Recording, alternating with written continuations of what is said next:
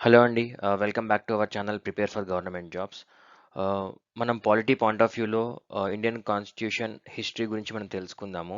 నేను దీన్ని ఒక స్టోరీ రూపంలో తయారు చేసుకున్నానండి. అసలు ఎన్ని స్టేజెస్లో ఉంది అండ్ ఆ స్టేజెస్లో ఎలా ఎలాంటి చట్టాలు వచ్చాయి అండ్ ఆ చట్టాలను ఎవరు తీసుకొచ్చారు, వాటి వల్ల ఇంపార్టెంట్ థింగ్స్ అనేటివి ఏమి ఇంట్రడ్యూస్ చేశారు ఇండియాలో అండ్ అవి మన కాన్స్టిట్యూషన్కి ఎలా హెల్ప్ అవుతున్నాయి, ఇవన్నీ కూడా మనం ఒక స్టోరీ రూపంలో తెలుసుకుందాము. ఆ, సో మీ అందరికీ తెలుసు గ్రూప్ 1, గ్రూప్ 2, గ్రూప్ 3 గురించి కూడా మనకు తెలంగాణ టీఎస్పీఎస్సీలో ఎగ్జామ్స్ డేట్స్ అనేవి కూడా డిక్లేర్ చేశారు. సో మీకు పాలిటీని కొంచెం బోరింగ్గా లేకుండా ఇలా ఒక స్టోరీ రూపంలో మీరు చదువుకుని అండ్ క్రొనాలజీ ప్రకారం కూడా అంటే మీరు డేట్ వైజ్గా ఫస్ట్ ఏదో వచ్చింది, తర్వాత ఏ చట్టం వచ్చిన తర్వాత ఎగ్జామ్ పాయింట్ ఆఫ్ వ్యూలో ఇలా కూడా అడిగే అవకాశాలు ఉంటాయి. సో మీకు డేట్స్, ఇయర్స్, ఇంపార్టెంట్ పర్సన్స్ దాంట్లో అండ్ ఇంపార్టెంట్ పదవులు గానీ ఏమైనా ఇంట్రడ్యూస్ చేశారా? ఇవన్నీ కూడా మనము ఇన్ డీటెయిల్‌గా చర్చించుకుందాము. ఈ వీడియో ఎండ్ వరకు చూడండి. సో దట్ మీకు చాలా ఇన్ఫర్మేషన్ అనేది ఉంటుంది. సో నేను కూడా అంటే మొత్తం స్టోరీ లాగా ఏమీ కాకుండా మధ్య మధ్యలో ఇంపార్టెంట్ పాయింట్స్ కూడా మెన్షన్ చేశాను. ప్రతిదీ నేను అండర్‌లైన్ కూడా చేస్తాను. సో దట్ మీరు దాన్ని కూడా నోట్ డౌన్ చేసుకోవచ్చు. సో ఫస్ట్ మనం ఇండియన్ హిస్టరీ గురించి తెలుసుకుంటే, ఇండియన్ కాన్స్టిట్యూషన్ హిస్టరీ గురించి తెలుసుకుంటే అసలు అది ఎక్కడ మొదలవుతుందంటే డిసెంబర్ 31st 1600లో మొదలవుతుందటండి. ఎందుకు అంటే ఆ రోజు on this day east Indian company started with help of queen by 18 members. East India company అనేది 18 మెంబర్స్తోని అప్పుడే మొదలైంది. సో అందుకని మన ఇండియన్ కాన్స్టిట్యూషన్ హిస్టరీ అనేది 31st డిసెంబర్ 1600 నుంచి స్టార్ట్ అవుతుంది. So exam part of question అడిగితే ఈ 1600 అనేది మెన్షన్ చేసుకోండి. అండ్ సో దాన్ని 6 స్టేజెస్లో డివైడ్ చేసుకోవచ్చు. సో 1600 నుంచి 1773, 1773 నుంచి 1858, 1858 నుంచి 1909, 1900 నుంచి 1935, 1935 నుంచి 1947, 1947 నుంచి 1950. సో ఇలా అండ్ ఇన్ని డిఫరెంట్ స్టేజెస్ కాకుండా మనం డైరెక్ట్గా 1600s నుంచి 1950 వరకు ఏమేమి ఇంట్రడ్యూస్ చేశారు అనేవి డైరెక్ట్గా మనం తెలుసుకుందాం, స్టేజెస్ కాకుండా. ఓకేనా? సో ఫస్ట్ మనం తీసుకుంటే 1600 నుంచి 1773 మధ్యలో ఏం జరిగింది. So English East India company started at December 31st 1600. మనం ఇది ఆల్రెడీ తెలుసుకున్నాం దీని గురించి. సో అప్పుడే మొదలైందని. So it was recently bought by Indian Sanjeev Mehta. So ఇది సరే జస్ట్ ఒక ఇన్ఫర్మేషన్ అండి. ఇది రీసెంట్గా ఎవరు కొన్నారు అంటే ఈస్ట్ ఇండియా కంపెనీని. అప్పుడు మనల్ని పాలించిన వాళ్ళు అదే కంపెనీ ఒక ఇండియన్ కొన్నాడు, Sanjeev Mehta. So happy to hear that కదండి. సో నెక్స్ట్ 1608లో ఏం జరిగింది. So they sent ambassador to Jahangir court to propose trade with India. ఒక దూతను జహాంగీర్ కోర్టుకి పంపించారటండి ఈస్ట్ ఇండియా కంపెనీ వాళ్ళు, ఇండియాలో ట్రేడ్ చేస్తాము అని చెప్పేసి. సో దాని రిజల్ట్ వచ్చేసి ఫెయిల్యూర్ అయిపోయింది. ఎందుకు అంటే అప్పటికే Portugal traders already settle in India since 1498 May 17th, and they said wrong things about British, I mean English East India company. So already ఎవరైతే పోర్చుగల్ ట్రేడర్స్ ఉన్నారో వాళ్ళకు జహాంగీర్ వాళ్ళ రాజ్యంకి జహాంగీర్తో మంచి సంబంధాలు ఉండేవి వాళ్ళ. అండ్ అలాగే ఈస్ట్ ఇండియా కంపెనీకి తర్వాత పోర్చుగల్ వాళ్ళకు ఆల్రెడీ కొన్ని డిస్ప్యూట్స్ ఉండడం వల్ల పోర్చుగల్ వాళ్ళు జహాంగీర్కి రికమెండ్ చేశారు వాళ్ళని తీసుకోకండి దానికి. సో అలా ఆ ప్రపోజల్ అనేది ఫెయిల్యూర్ అయిపోయిందండి. ఓకేనా? సో ఇక్కడ మనం తీసుకుంటే ఈ మొత్తంలో ఇంపార్టెంట్ పాయింట్ వచ్చేసి 1498 May 17th నుంచి పోర్చుగల్ వాళ్ళు ఆల్రెడీ ఇండియాలో చేస్తున్నట్టుగా ఒక బిట్ అనేది చూసుకోవచ్చు, పోర్చుగీస్ ఎప్పుడు వచ్చింది అని అంటే. ఓకేనా? Next 1615 sent an ambassador again to Jahangir court. So మళ్ళీ పంపించారటండి ఒకసారి 1615లో. సో ఈసారి this time he accepted as there were some gaps created by between Mughal kings and Portugal. మళ్ళీ ఈ టైం వరకు వచ్చేసి ఏమైందంటే మొఘల్ కింగ్స్కిను పోర్చుగల్ ట్రేడర్స్కి మధ్యలో మళ్ళీ కొంచెం డిస్ప్యూట్స్ పెట్టడం వల్ల ఈసారి పోర్చుగల్ వాళ్ళ మాట వినకుండా ఇంగ్లీష్ ఈస్ట్ ఇండియా కంపెనీతోని వీళ్ళు ఒప్పందం కుదుర్చుకున్నారు ట్రేడ్ గురించి. సో ఇది ఒక ఇంపార్టెంట్ ఆస్పెక్ట్. 1615లో ఈసారి ఒప్పుకున్నారు. So in 1616 at Surat they started first trade base. So ఇక్కడ మనం తీసుకుంటే ఫస్ట్ ట్రేడ్ బేస్ బ్రిటిష్ వాళ్ళది ఎక్కడ అంటే 1616లో 1616 సూరత్, గుజరాత్. అది ఎక్కడ ఉందంటే గుజరాత్లో ఉంది. సూరత్లో వాళ్ళ ఫస్ట్ ట్రేడ్ బేస్ని స్థాపించారు. సూరత్ని ఏమంటారటండి వజ్రాడ్ నగరం. సో ఇది కూడా ఇంపార్టెంట్ పాయింట్స్ అండి. సో నేను చెప్పాను కదా దీంట్లో ఇంపార్టెంట్ పర్సన్స్ గురించి కానీ, పాయింట్స్ గురించి కానీ, ప్లేసెస్ గురించి కానీ అండ్ వాళ్ళు క్రియేట్ చేసిన పదవుల గురించి కానీ అన్ని తెలుసుకుందామని. సో ఫస్ట్ ప్లేస్ వచ్చేసి సూరత్, గుజరాత్ 1616లో. తర్వాత 1667లో ఏం జరిగింది? So EEIC, English East India Company, got right to print coins. నాణాల ముద్రణ అధికారం వాళ్ళు 1667లో తీసుకున్నారట అండి. ఇది కూడా ఇంపార్టెంట్ అండి. ఇంగ్లీష్ ఈస్ట్ ఇండియా కంపెనీకి నాణాల ముద్రణ అధికారం ఎప్పుడు వచ్చిందంటే 1667లో. ఓకేనా. నెక్స్ట్ 1723లో వాళ్ళు ఏం చేశారట అండి, ఇంకా మద్రాస్ మచిలీపట్నంలో వర్తక వ్యాపార కేంద్రాలను కూడా ఏర్పాటు చేశారు 1723లో. ఓకే, సేమ్ ఇదే మధ్యలో 1723లో మద్రాస్ మచిలీపట్నంలో వర్తక వ్యాపార కేంద్రం, trade base at Madras and Machilipatnam. So south Indian కూడా వీళ్ళు స్టార్ట్ చేశారు 1723లో. 1725 దాని తర్వాత 2 సంవత్సరాలకు లైక్ ముంబై, మద్రాస్, కోల్కతాలో ప్రెసిడెన్సీ స్టేట్స్ని వాళ్ళు క్రియేట్ చేసుకున్నట్లండి. So Mumbai, Madras, Calcutta presidency states అనేవి ఎప్పటి నుంచి స్టార్ట్ అయినాయి అంటే 1725. 1767లో నాణాల ముద్రణపై చట్టబద్ధమైన అధికారం. సో నాణాల ముద్రణను చట్టబద్ధమైన అధికారాన్ని, లీగల్ రైట్స్ని 1767లో వాళ్ళు క్రియేట్ చేసుకున్నారటండి. సో మళ్ళీ కొంచెం బ్యాక్కి వెళ్తే 1726లో ఫస్ట్ మేజర్ కోర్టెడ్ బెంగాల్ని కూడా వాళ్ళు క్రియేట్ చేసుకున్నారటండి. 1687 ఫస్ట్ మున్సిపాలిటీ ఎట్ మద్రాస్. ఇది కూడా ఇంపార్టెంట్. సో ఫస్ట్ మున్సిపాలిటీ మద్రాస్లో ఎప్పుడు క్రియేట్ అయిందంటే 1687. తర్వాత 1727లో Bombay and Calcutta change to municipality. First Madras, తర్వాత బాంబే అండ్ కల్కట్టా కూడా వచ్చేసినాయట 1726లో. ఇవన్నీ చాలా ఇంపార్టెంట్ అండి, డేట్స్, ప్లేసెస్, ఇయర్స్ అండ్ వాళ్ళు క్రియేట్ చేసిన ఇవి. So court, first major court 1726 Bengal, ఏంటి అంటే Bengal. Next first municipality Madras 1687. So ఈ డేట్స్ అన్ని కూడా మీరు నోట్ డౌన్ చేసుకోండి. ఓకే. 1757 అసలు ఈ యుద్ధాలు ఏం జరిగినాయి అండ్ వాటి వల్ల ఇంపాక్ట్ ఏమొచ్చింది. సో 1757లో బ్యాటిల్ ఆఫ్ ప్లాసీ యుద్ధం జరిగింది. అది ఎప్పుడు జరిగింది అంటే June 23. సో ఈ యుద్ధం వల్ల బ్రిటిష్ వారికి భారత్లో అధికార స్థాపనకు నాంది పలికిందంటండి. సో ఈ యుద్ధం ఎవరి మధ్యలో జరిగిందంటే సిరాజుద్దౌలాకిను బ్రిటిష్కి మధ్యలో. సో ఈ వారనే చాలా ఇంపార్టెంట్ అండి మనకు కాన్స్టిట్యూషన్ హిస్టరీ పాయింట్ ఆఫ్ వ్యూలో తీసుకుంటే. Battle of Plassey June 23, 1757. So దీనివల్ల బ్రిటిష్ వారికి భారత్లో అధికార స్థాపన. అప్పటిదాకా వర్తక వ్యాపారం ఇవే ఉండేటివి. సో అధికార స్థాపనకు నాంది పలికింది ఈ యుద్ధం వల్లనే. Battle of Plassey the very important వారండి, చాలాసార్లు ఎగ్జామ్లో కూడా అడిగారు. ఓకే. సో చిన్న స్టోరీ దాని గురించి ఏంటంటే 1740లో బెంగాల్ అలీవర్దీ ఖాన్ ఆధ్వర్యంలో స్వతంత్రం పొందింది. సో బెంగాల్ అనేది 1740లో అలీవర్దీ ఖాన్ ఆధ్వర్యంలో స్వతంత్రం పొందింది. అలీవర్దీ ఖాన్ తర్వాత సిరాజుద్దౌలా పట్టం చేపట్టాడు. అతను 23 years, Alivardi Khan 23 years old. So British వారు విచ్చలవిడి స్థావరాల ఏర్పాటుకు అడ్డుకట్ట వేసి స్థావరాల ఏర్పాటును మాన్పించాడు. సో బ్రిటిష్, ఫ్రెంచ్ వాళ్ళందరికీ కూడా ఎదుర్కొన్నాడట అలీవర్దీ ఖాన్. సో ఫ్రెంచ్ వారు సిరాజుద్దౌలా ఆజ్ఞాపను గౌరవించి వలస స్థాపనను ఆపేశారు. ఓకే. బ్రిటిష్ వారు మాటను విలువనివ్వలేదు. సో దానివల్లనే ఈ వార్ అనేది స్టార్ట్ అయింది సిరాజుద్దౌలాకి. సో సిరాజుద్దౌలా వచ్చేసి చెప్పాడు ఇట్లా, మీరు విచ్చలవిడిగా స్థలాలు ఎక్కడ పడితే అక్కడ పెట్టొద్దు, బెంగాల్ ఇప్పుడు నా ఆధ్వర్యంలో ఉంది అని చెప్పేసి. సో ఫ్రెంచ్ వారికి బ్రిటిష్ వారికి పెట్టడం వల్ల ఈ విషయాన్ని ఇన్ఫార్మ్ చేయడం వల్ల ఫ్రెంచ్ వారు ఓకే అని చెప్పేసి వెళ్ళిపోయారు. కానీ బ్రిటిష్ వారు ఆ మాటకు విలువనివ్వకపోవడం వల్ల సో ఈ వార్ అనేది స్టార్ట్ అయింది. ఓకే.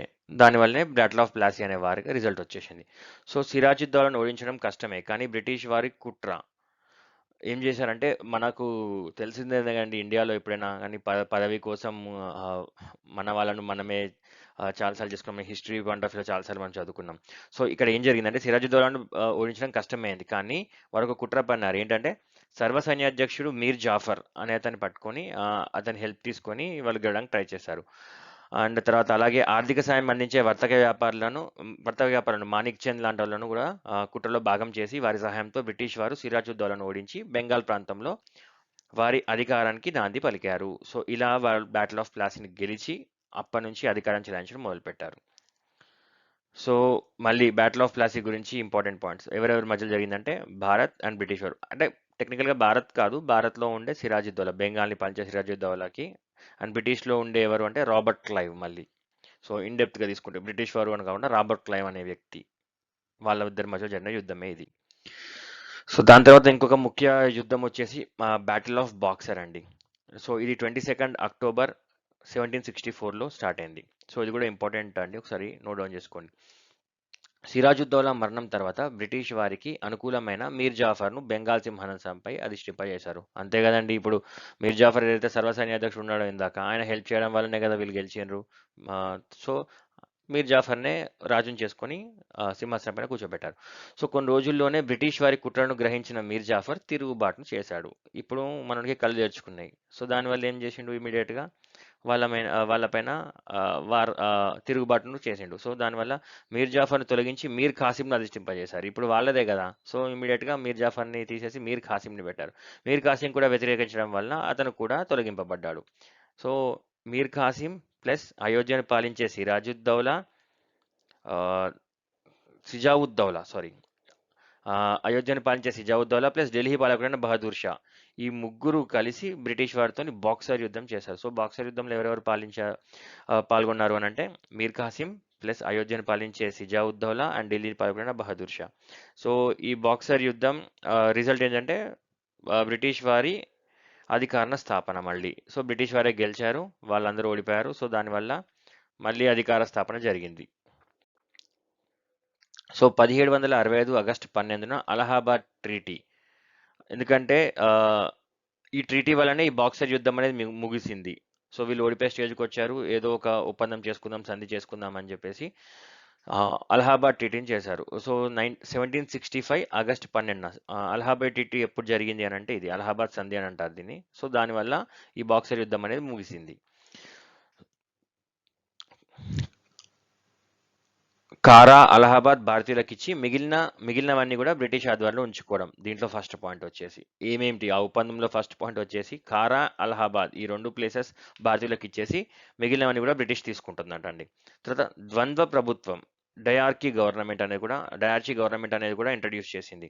సో ఈ గవర్నమెంట్ ఈ రూల్ ప్రకారం ఏంటంటే నిజామత్ అండ్ దివానత్ ఈ రెండు రకాల వర్డ్స్ ఇంట్రడ్యూస్ చేశారు. ఏంటంటే సాధారణ పరిపాలన, ఆర్థిక పరమైన అంశాల తో కూడుకున్న పరిపాలన. సో నిజామత్ అంటేనేమో సాధారణ పరిపాలన అంశాలు అండ్ దివానత్ అంటేనేమో ఆర్థిక పరమైన అంశాలు. సో నిజామత్ను వచ్చేసి ఇండియాకి ఇచ్చిందటండి, ఆర్థిక పరమైన అంశాలను కూడా బ్రిటిష్ తీసేసుకుందంట. సో ఇదండి ఇంపార్టెంట్ పాయింట్స్. నెక్స్ట్ ఇంకా ఏం జరిగింది, బ్యాటిల్ ఆఫ్ బాక్సర్ తర్వాత వచ్చిన ఇంపార్టెంట్ పాయింట్స్ అని ఇవ్వండి. నెక్స్ట్ ఇంకా ఏం జరిగింది, సో 1773 రెగ్యులేటింగ్ యాక్ట్. సో ఈ యాక్ట్ ఏంటి, సో ఇట్లా ఇక్కడ ఇంకొక చిన్న టిప్ అండి మనకి ఏంటనంటే, ఈ రెగ్యులేటింగ్ యాక్ట్స్ కౌన్సిల్ యాక్ట్స్ అని రెండు రకాలుగా డివైడ్ చేసుకున్నాం మనం. సో 1600 నుంచి 1858 వరకు రెగ్యులేటింగ్ యాక్ట్స్, 1858 నుంచి 1950 వరకు కౌన్సిల్ చట్టాలు. ఇలా 2 పార్ట్స్గా డివైడ్ చేసుకున్నాం బట్టండి. సో మనం ఇప్పుడు 1600 నుంచి 1858 వరకు 1885 వరకు 88 వరకు ఏం చెప్పుకున్నా అవన్నీ కూడా రెగ్యులేటింగ్ యాక్ట్స్ అవుతాయి. వన్స్ ఒకసారి 1858 దాటినాక ప్రతి ఒక్కరు కూడా కౌన్సిల్ చట్టాలు అవుతాయి. ఓకే, భారత రాజ్యాంగ చరిత్రకు ఆధారభూతమైన మొట్టమొదటి regulating act 1773 regulating act. Okay, so lord బుర్గోయిస్ రహస్య కూటమి. సో భారతీయులకు కూడా కొన్ని అధికారాలు ఇస్తే వాళ్ళు శాంతిస్తారు సారీ సో శాంతిస్తారు. సో దాని భాగంగా కొన్ని చట్టాలు తేవాలి అండ్ ఆ చట్టాలు వారిని కూడా సంతృప్తి పరిచేలా ఉండాలి అని చెప్పేసి ఎవరు ప్రపోజ్ చేశారంటే లార్డ్ బుర్గోయిస్ అనే అతను ప్రపోజ్ చేశారట 1773 రెగ్యులేటింగ్ యాక్ట్ అని. సో ఈ సమయంలో బ్రిటిష్ ప్రధానమంత్రి లార్డ్ నార్త్ బ్రూక్, ఇతని ఆధ్వర్యంలోనే 1773 రెగ్యులేటింగ్ యాక్ట్ వచ్చింది కాబట్టి దీనికి మరొక పేరు నార్త్ బ్రూక్ యాక్ట్ అటండి. సో ఇప్పుడు రెగ్యులేటింగ్ యాక్ట్ 1773కి ఇంకొక పేరు ఏంటి, ఇది నేను ఒకసారి యూపీఎస్సీ ఎగ్జామ్లో చూశానండి ఈ క్వశ్చన్ని. సో 1773 రెగ్యులేటింగ్ యాక్ట్కి మరొక పేరు ఏంటి అంటే నార్త్ బ్రూక్ యాక్ట్. సో ఇలాంటి ఇంపార్టెంట్ పాయింట్స్ కూడా వస్తుంటాయి, మీరు నోట్ డౌన్ చేసుకుంటూ ఉండండి, ఓకేనా. So result of 1773 regulating act, దీని ప్రకారం ఏంటి అని అంటే బెంగాల్ గవర్నర్ నుండి బెంగాల్ జనరల్ గవర్నర్గా మారడం. తర్వాత బెంగాల్ ఫస్ట్ గవర్నర్ వచ్చేసి రాబర్ట్ క్లైవర్ట్ అండి. And Bengal first governor general వచ్చేసి వారెన్ హాస్టింగ్స్. ఓకే, అండ్ ఇంకా నేను వీడియోస్ కూడా చేస్తానండి ఒక్కొక్క యాక్ట్ దాంట్లో ఉన్న ఇంపార్టెంట్ పాయింట్స్ గురించి. బట్ ఇక్కడ ఏంటంటే మనం అలా దాని బేస్ పాయింట్స్ అనేవి టచ్ చేసుకుంటూ వెళ్ళిపోదాం, ఓకేనా. So 1774 March 26 first supreme court in place of mayor court 1726. So ఇక్కడ మరి ఇంకొక ఇంపార్టెంట్ పాయింట్, మేయర్ కోర్ట్ ఎప్పుడు స్థాపించిండ్రు అంటే 1726 అండి. సో దాని తర్వాత 1774లో చాలా సంవత్సరాల తర్వాత 1774 మార్చ్ 26న ఫస్ట్ సుప్రీం కోర్ట్ని వాళ్ళు స్థాపించారట అండి. ఈ రిజల్ట్ ఆఫ్ 1773 రెగ్యులేటింగ్ యాక్ట్ ప్రకారమే ఇది కూడా. దీని కింద సుప్రీం కోర్ట్ అనేది కూడా దీని కిందనే వచ్చింది. సో రెగ్యులేట్ అంటే క్రమబద్ధీకరణ, ప్రతి 20 సంవత్సరాలకు ఒకసారి మార్పులు. ఈ దీంట్లో ఇంపార్టెంట్ థింగ్ ఏంటంటే రెగ్యులేటింగ్ యాక్ట్స్ ఎప్పుడు కూడా మార్పులు చెందుతూ ఉంటాయి, ప్రతి 20 సంవత్సరాలకు ఒకసారి మార్పు చెందాలని చెప్పేసి కూడా దాంట్లో మెన్షన్ చేసుకున్నారటండి. సో ఇంపార్టెంట్ పాయింట్స్ వచ్చేసి ఇక్కడ 1726 మేయర్ కోర్ట్, 1774లో సుప్రీం కోర్ట్, 1935లో ఫెడరల్ కోర్ట్ అండ్ 1950లో అగైన్ మళ్ళీ సుప్రీం కోర్ట్ వచ్చిందటండి. సో ఇండియాలో ఎలాంటి కోర్ట్స్ ఎస్టాబ్లిష్ అయ్యాయి, వాటి క్రొనాలజీ ఏంటంటే ఫస్ట్ మేయర్ కోర్ట్, తర్వాత సుప్రీం కోర్ట్ వచ్చింది, దాని తర్వాత ఫెడరల్ కోర్ట్ వచ్చింది 1935 ప్రకారం, తర్వాత సుప్రీం కోర్ట్ వచ్చింది మళ్ళీ 1950 ప్రకారం. సో ఇది గుర్తుపెట్టుకోండి, ఇంపార్టెంట్. నెక్స్ట్ కలెక్టర్ పదవి గురించి మనం తెలుసుకుందాం ఇప్పుడు. కలెక్టర్ను ప్రవేశపెట్టింది ఎవరంటే వారెన్ హాస్టింగ్స్ అటండి. సో 1773 రెగ్యులేటింగ్ యాక్ట్ ప్రకారం క్రియేట్ చేయబడింది ఇది కూడా. కలెక్టర్ పదవి కూడా క్రియేట్ చేయబడింది, సుప్రీంకోర్టు క్రియేట్ చేయబడింది, అలాగే కలెక్టర్ పదవి కూడా క్రియేట్ చేయబడింది. సుంకర్లు అనే పేరును కలెక్టర్లుగా మార్చినది వారెన్ హాస్టింగ్స్. ఓకే, ఇది కూడా చాలా ఇంపార్టెంట్ అండి. సుంకర్లు అనే పేరును కలెక్టర్గా మార్చింది వారెన్ హాస్టింగ్స్. సో 1781 విస్తరణ చట్టం. కొత్త అంశాలు దీంట్లో ఏంటి ఏంటి అని అంటే బ్రిటిష్ పాలిత, తర్వాత స్వదేశీ సంస్థానాలు, ఇలా రెండు రకాలుగా కొత్త అంశాన్ని క్రియేట్ చేసుకొచ్చారట విస్తరణ చట్టం అని మళ్ళీ 1781లో. సో దీంట్లో ఈ రెండు పాయింట్స్ ఇంపార్టెంట్ అండి, బ్రిటిష్ పాలిత ప్రాంతాలు అండ్ స్వదేశీ సంస్థానాలు అని చెప్పేసి రెండు కొత్త అంశాలను తీసుకొచ్చినట. తర్వాత 1784లో మళ్ళీ Pitt's India act. So William Pitt, England prime minister, ఇతని పేరు మీదనే పిట్స్ ఇండియా యాక్ట్ వచ్చింది. సో పిట్స్ ఇండియా యాక్ట్ ఎవరి పేరు మీద వచ్చిందంటే విలియం పిట్, అతను ఇంగ్లాండ్ ప్రైమ్ మినిస్టర్ 1784 డేట్ వచ్చేసి. ఈ పిట్స్ ఇండియా ప్రకారం రెండు ఇంపార్టెంట్ పాయింట్స్ వచ్చేసి board of directors and court of directors. So board of directors వచ్చేసి పరిపాలనా పరమైన విషయాలు చూసుకుంటారు, కోర్ట్ ఆఫ్ డైరెక్టర్స్ వచ్చేసి సాధారణ వర్తక వ్యాపార విషయాలను చూసుకుంటారు. సో ఇది పిట్స్ ఇండియా యాక్ట్లో ఇంపార్టెంట్ ఇంట్రడక్షన్స్ అండి. తర్వాత ఎస్, ఇందాక మేము చెప్పుకున్నాం పిట్స్ ఇండియా యాక్ట్ గురించి. So next 1793 regulating act. So ఈ 1773 తర్వాత మళ్ళీ 20 వచ్చింది కానీ, సో 1793 ఈసారి. సో దీంట్లో ఎలాంటి ఇంపార్టెంట్ పాయింట్స్ అనేది ఇంట్రడ్యూస్ చేశారు. సో వీటో అధికారం. వీటో అంటే ఏంటంటే వీటో అధికారం అంటే ప్రతిషేధించే అధికారం. ఉదాహరణకు ఏదైనా ఒక విషయం పైన భిన్నాభిప్రాయం తలెత్తినప్పుడు ఏ ఒక్కడైనా ఆ సభ్యులలో నో చెబితే దాన్ని రద్దు చేయవచ్చు. సో ఇది వీటో అధికారం అన్నమాట అండి, దీన్ని ఇంట్రడ్యూస్ చేశారు. సో భారతదేశంలోని బ్రిటిష్ అధికారులకు వీటో అధికారం ఇవ్వడం జరిగింది. ఎవరికి ఇచ్చారట అండి? ఓన్లీ బ్రిటిష్ అధికారులకు మాత్రమే, భారతదేశంలో ఉన్న బ్రిటిష్ అధికారులకు మాత్రమే వీటో ఇవ్వడం జరిగిందంట.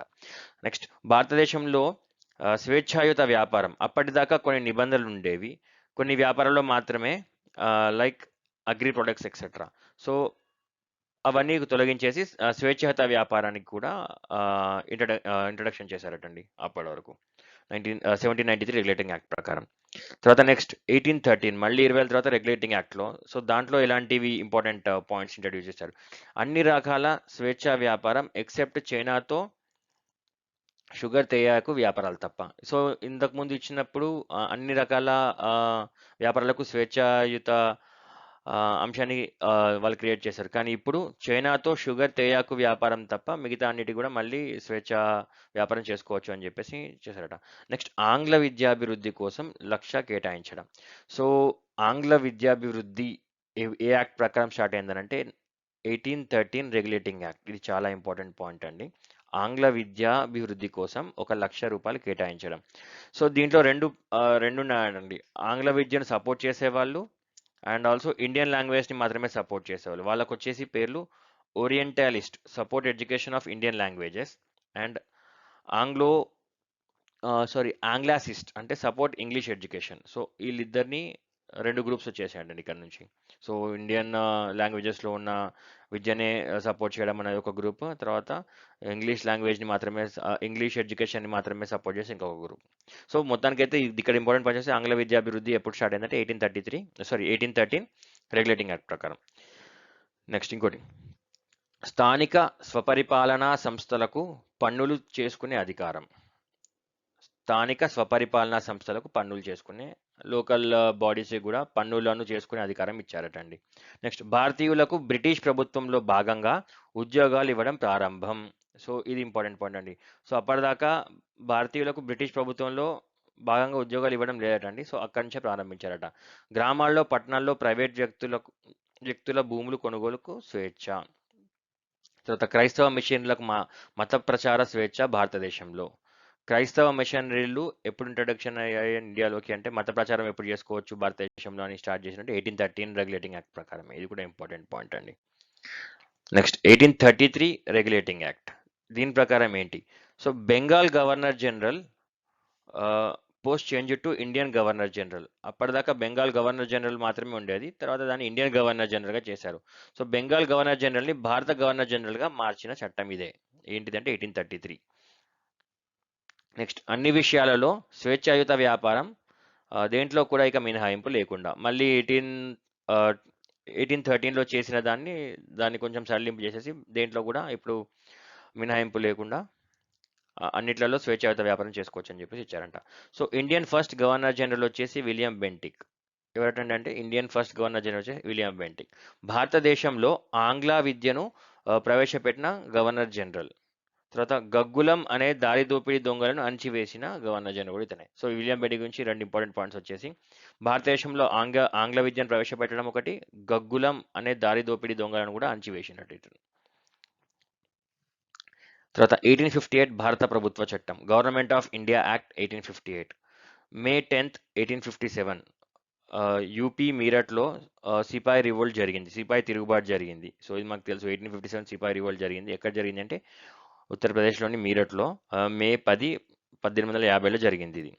అండ్ ఇది ఎప్పుడు ఎండ్ అయిందంటే సెప్టెంబర్ 30, 1857 మే నుంచి సెప్టెంబర్ వరకు కొనసాగిందటండి. అప్పటిదాకా భారత పాలన ఈస్ట్ ఇండియా కంపెనీ చేతిలో ఉండేది. చిన్న చిన్న సంస్థానాలు స్వతంత్రం కోసం తిరుగుబాటు చేయడం మొదలుపెట్టాయి. అందుకే బ్రిటిష్ వారు గవర్నమెంట్ ఆఫ్ ఇండియా యాక్ట్ 1858ని తీసుకొచ్చారు. ఓకే. సో బ్రిటిష్ గవర్నమెంట్ పరిపాలన రాణి నేరుగా పరిపాలన, end of English East India company పరిపాలన. సో ఏంటంటే అండి అప్పటిదాకా ఇంగ్లీష్ ఈస్ట్ ఇండియా కంపెనీ పరిపాలన ఉండేది, డైరెక్ట్ ఇప్పుడు రాణి చేతిలోకి వెళ్ళిపోయిందట 1858 భారత ప్రభుత్వం చట్టం ప్రకారం. సో ఇది ఇంపార్టెంట్ పాయింట్ అండి ఇది కూడా. నెక్స్ట్ లండన్లో భారతదేశ వ్యవహారాల మంత్రిని నియమించడం జరిగింది. ఓకే. ఇతనికి సహకరించడానికి భారతదేశంలో 15 మందిని నియమించడం, వారిని భారత రాజ్య కార్యదర్శులుగా అని పిలుస్తారు. ఈ 15 మందిలో మొట్టమొదటి వ్యక్తి సత్యేంద్రనాథ్ సిన్హా. ఇది కూడా గుర్తుపెట్టుకోవాల్సిన పేరండి.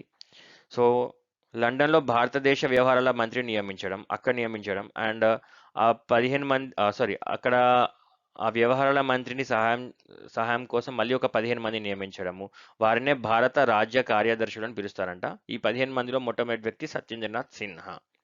ఓకే. భారతీయుల ఆచార్య వ్యవహారాలు సంస్కృతులతో బ్రిటిష్ వారికి జోక్యం ఉండబోదు, స్వేచ్ఛ ఆన్ ఆచారాలు అండ్ సంస్కృతులు. సో ఇది కూడా ఇంపార్టెంట్ పాయింట్ అండి 1858 ప్రకారం. Next governor general change to viceroy. 1858 ప్రకారం మళ్ళీ governor general change to viceroy. First viceroy వచ్చేసి లార్డ్ క్యానింగ్ అండి. ఇండియన్ లాస్ట్ గవర్నర్ జనరల్ వచ్చేసి కూడా అయితేనే అంతే కదండి, పదవి మారింది, మనిషి మారలేదు ఇక్కడ. So governor general first Indian last governor general వచ్చేసి లార్డ్ క్యానింగ్, మళ్ళీ ఫస్ట్ వైస్ రాయ్ కూడా వచ్చేసి లార్డ్ క్యానింగ్. సో 1858 నవంబర్ 1లో యూపీలోని అలహాబాద్లో దీన్ని చదివి వినిపించారు. అందుకే దీనికి అలహాబాద్ చట్టం అని కూడా పేరు. సో ఈ భారత ప్రభుత్వ చట్టానికి ఇంకొక పేరు వచ్చేసి అలహాబాద్ చట్టం. ఎందుకంటే ఇది అలహాబాద్లో చదివి వినిపించారు 1858 నవంబర్ 1వ తారీఖున. అందుకనే దీనికి అలహాబాద్ చట్టం అని పేరు. ఈ చట్టం ప్రకారం సివిల్ సర్వీసెస్ రాసేవారు బ్రిటన్ పోయి రాయవలసిన అవసరం లేదు. 1858 నుంచి భారతదేశంలోనే రాసుకోవచ్చు. ఇది కూడా ఎక్కువ ఇంపార్టెంట్ పాయింట్ అండి. నెక్స్ట్ 1861. ఓకే, ఇక్కడ ఇంకో కొన్ని ఫ్యూ ఇంపార్టెంట్ పాయింట్స్ ఉన్నాయండి 1853 రెగ్యులేటింగ్ యాక్ట్ ప్రకారం. అవి ఏంటో మనము డౌన్ ద లైన్ చూసుకుందాం. వచ్చేసి 1853 regulating act railways introduction to India. 1853 regulating act ప్రకారం రైల్వేస్ అనేవి ఇండియాలో ఇంట్రడ్యూస్ చేశారు 1853లో. సో ఫస్ట్ రైల్వే లైన్ వచ్చేసి Bombay to Thane. First train వచ్చేసి ఫెయిరీ క్వీన్, అది 34 కిలోమీటర్లు అంటే 20 మైళ్ళు ట్రావెల్ చేసింది. Engine name Sindh Sahib Sultan, passenger count 400, coaches 4 ఉన్నాయటండి మొత్తం. ఓకే.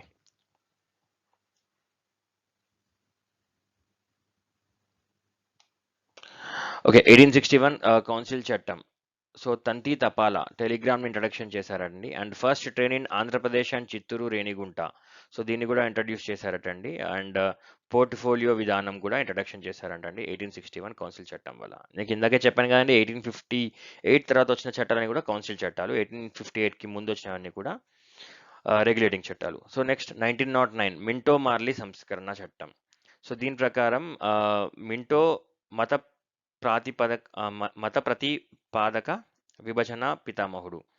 అండ్ 6 ముస్లిమ్స్ నియోజకవర్గాలను డివైడ్ చేసిన వ్యక్తి ఇతనేనటండి. సో ఈ మత ప్రతిపాదకను తీసుకొచ్చిన వ్యక్తి ఎవరు అంటే మింటో మార్లీ. ఇతని గురించి కూడా కొంచెం ఇంపార్టెంట్ అండి, నోట్ డౌన్ చేసుకోండి. 1909 ఇంపార్టెంట్ థింగ్స్ ఇన్ 1911. ఇంకా 1911లో ఏం జరిగింది? 1911 డిసెంబర్ 27లో బెంగాల్ విభజన రద్దు. అదే రోజు పూర్ణిమ బెనర్జీ మొదటిసారిగా అధికారికంగా జాతీయ గీతం పాడటం జరిగింది, జనగణమన. ఓకేనా? ఎప్పుడంటండి? 1911. బ్రిటిష్ యువరాజు జార్జ్ IV సతీ సమేతంగా ఇండియాకి రావడం. తర్వాత 1911 డిసెంబర్ 27న change of capital from Calcutta to Delhi. అప్పుడేంటంటే కల్కట్టా నుంచి ఢిల్లీకి మార్చారట. సో ఇండియన్ క్యాపిటల్స్ ఒకసారి చూసుకుంటే ఎలా ఉన్నాయంటే, ఫస్ట్ వచ్చేసి పాటలీపుత్రం అట, దాని తర్వాత కల్కట్టా 1911. 1911లో అంత 1911కి ముందు కల్కట్టా ఉండేది, దాని తర్వాత ఢిల్లీకి మార్చారు. తర్వాత 1935లో ఢిల్లీని న్యూ ఢిల్లీగా ప్రతిపాదించారు. సో ఇవన్నీ లిస్ట్ ఆఫ్ ఇండియన్ క్యాపిటల్స్ వరుసగా చూసుకుంటే. తర్వాత 1919 మాంటింగ్ చేమ్స్ఫర్డ్ చట్టం. సో భారతదేశంలో ద్వంద్వ ప్రభుత్వం, కేంద్రంలో కాదు రాష్ట్రంలో ద్వంద్వ ప్రభుత్వం. ఇలా 2 ద్వంద్వ ప్రభుత్వాలు తీసుకొచ్చారటండి. ఏంటంటే రిజర్వ్డ్ అండ్ బదిలీ. రిజర్వ్డ్ అంటే శాంతి భద్రత, విత్తం, law and order, finance, army and police ఇవన్నీ ఉంటాయటండి. ఇవన్నీ కూడా బ్రిటిష్ కింద ఉండేటండి. అండ్ ప్రజాస్వామ్యం, వ్యవసాయం, ఆరోగ్యం ఎక్సెట్రా ఇవన్నీ కూడా ఇండియన్స్ కింద ఉండేటట. సో మనకు అర్థం చేసుకుంటే ఖర్చు పెట్టేటి అని మన మీద వేసేసి అణిచివేయడానికి, ఎవరైనా తిరుగుబాటు చేసి అణిచివేయడానికి, లాస్ని తయారు చేసుకోవడానికి, తర్వాత మనీ కలెక్షన్, ఫినాన్సెస్, మనీ ఇవన్నీ కూడా వాళ్ళ దగ్గర పెట్టుకున్నారటండి. ఓకే. నెక్స్ట్ ద్విసభా విధానం, council of states and central legislative assembly. ఇది కూడా 1919 చెమ్స్ఫర్డ్ చట్టం ప్రకారం, మార్నింగ్ చెమ్స్ఫర్డ్ చట్టం ప్రకారం జరిగిందట. 2 houses, Lok Sabha and Rajya Sabha introduction. Okay. Next 1927లో నవంబర్ 28న Simon commission created in Britain. 7 members, all are Britishers. Simon commission create చేశారటండి, అందరూ బ్రిటిషర్స్ అట దాంట్లో ఉన్న వాళ్ళు కూడా. 1928 ఫిబ్రవరి 3 ల్యాండెడ్ ఇన్ బాంబే. వాళ్ళందరూ బాంబేకి వచ్చారటండి 1928లో. సో వారు ఇండియాకి రావడానికి కారణం 1919 మాంటింగ్ చేమ్స్ఫర్డ్ చట్టం సరిగా అమలు అవుతుందా లేదా అని తెలుసుకోవడం కోసం.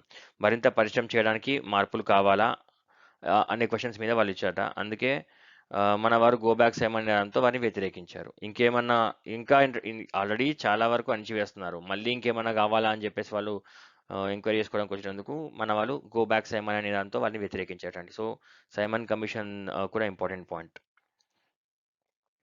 సో దాని తర్వాత ఇక అప్పటికి భారతీయులు శాంతింపబడలేదు. అందుకే 1930, 31, 32లో రౌండ్ టేబుల్ సమావేశాలు జరిగాయటండి. అది ఎక్కడ జరిగింది అంటే జేమ్స్ ప్యాలెస్, లండన్లో జరిగిందటండి.